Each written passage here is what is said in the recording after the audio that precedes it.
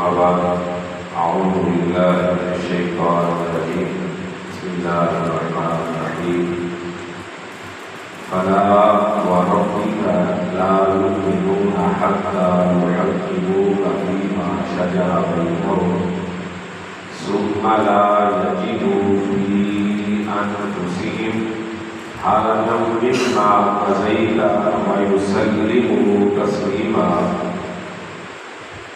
کریم کا معنی بارہ سورۃ النساء آیت نمبر 63.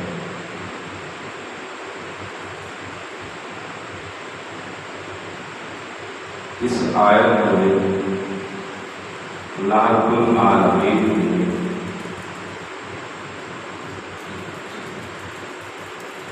ایک حکم دیا ہے کہ کوئی بندہ اتنی دیر تک مومن اور مسلمان نہیں ہو سکتا جتنی دیر تک وہ نبی اکرم صلی اللہ علیہ وسلم کو اللہ اور اس کے رسول کو اپنے تمام اختلافات میں اپنا حاکم نہیں مانتا. وَرَبِّكَ لَا يُؤْمِنُونَ حَتَّى يُحَكِّمُوكَ فِيمَا شَجَرَ بَيْنَهُمْ. پس قسم ہے تیرے رب کی لا يُؤْمِنُونَ حَتَّى يُحَكِّمُوكَ فِيمَا شَجَرَ بَيْنَهُمْ. اتنی دیر تک وہ لوگ مومن ہو ہی نہیں سکتے یہاں تک کہ وہ آپ کو اپنا حاکم مان لیں اپنے ہر قسم کے اختلافی معاملات میں اپنے فیصلوں میں آپ کو حاکم تسلیم نہ کر لیں وہ مومن اور مسلمان نہیں ہو سکتے. اس ضمن میں اس آیت کی شان نزول میں دو واقعات تفسیروں میں آتے ہیں. ایک واقعہ ہے ایک یہودی اور ایک مسلمان کا. ان کا آپس میں کوئی تنازع کوئی جھگڑا ہو گیا کسی بات پر. وہ معاملہ نبی صلی اللہ علیہ وسلم کے پاس آیا.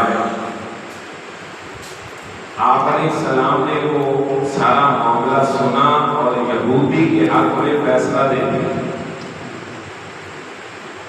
اور وہ جو نام نہاد مسلمان تھا اپنے آپ کو مسلمان کہتا تھا.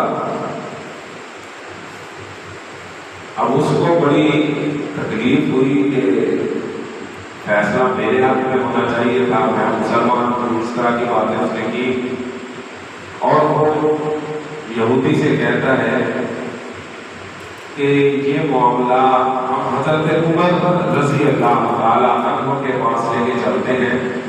ہو سکتا ہے نبی صلی اللہ علیہ وسلم کو ہمارے مسئلے کی صحیح طرح سمجھ نہ آئی ہو ہمارے معاملے کی ہمارے اختلاف کی صحیح طرح سمجھنا نہیں ہو. حضرت عمر رضی اللہ تعالیٰ عنہ کے پاس چلتے ہیں وہاں اپنا معاملہ پیش کرتے ہیں پھر دیکھتے ہیں وہ کون سا فیصلہ کرتے ہیں. حضرت عمر رضی اللہ عنہ کے پاس پہنچے. حضرت عمر نے پوچھا کہ بتائیے کہ پہلے فیصلہ کہاں سے کروایا.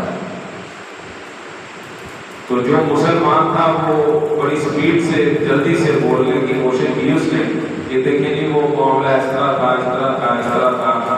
وہ ہو سکتا ہے نبی اکرم صلی اللہ علیہ وسلم کو سارے معاملے کی سمجھ نہ آئی. پھر یہودی سے پوچھا گیا. یہودی نے بتایا کہ یہ سارا معاملہ بتایا گیا ہے اور فیصلہ آپ کے نبی نے میرے حق میں کیا ہے. حضرت عمر رضی اللہ تعالی عنہ فوراً اندر گئے اپنی تلوار لائے نکالی اور مسلمان جو تھا نام نہاد اس کی گردن اڑا دیا اور فرمایا کہ جو نبی صلی اللہ علیہ وسلم کے کیے ہوئے فیصلے کو نہیں مانتا پھر اس کے لیے عمر کا یہی فیصلہ تھا اس کی گردن سے جدا کرتا. ایک دوسرا واقعہ جو ہے وہ ہے حضرت زبیر رضی اللہ تعالی عنہ کے ساتھ منسلک ہے کہ ان کا معاملہ ایک اسی طرح یہودی کے ساتھ ایک جو کھیت میں پانی دینے کے لیے نالا بنایا جاتا ہے اس پر جھگڑا تھا.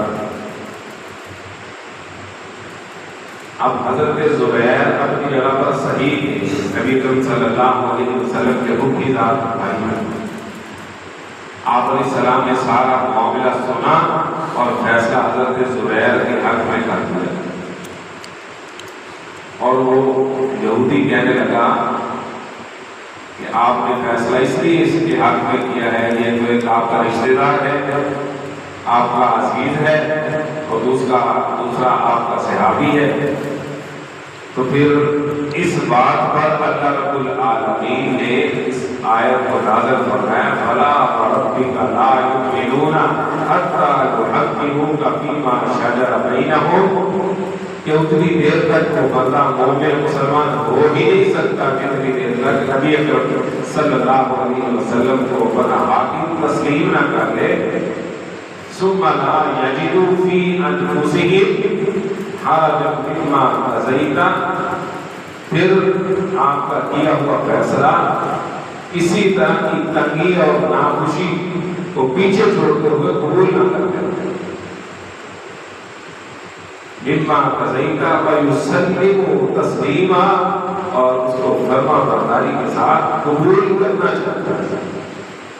یعنی یہ دو واقعات آتے ہیں اس زمن میں، تو ہمارے لیے یہی سبق ہے کہ جس جگہ پر نبی اکرم صلی اللہ علیہ وسلم کی بات آ جائے، پھر وہاں یہی ہونا چاہیے کہ مصور کھینچ وہ نقشہ کہ جس میں یہ صفائی ہو، ادھر فرمان محمد ہو، ادھر گردن جھکائی۔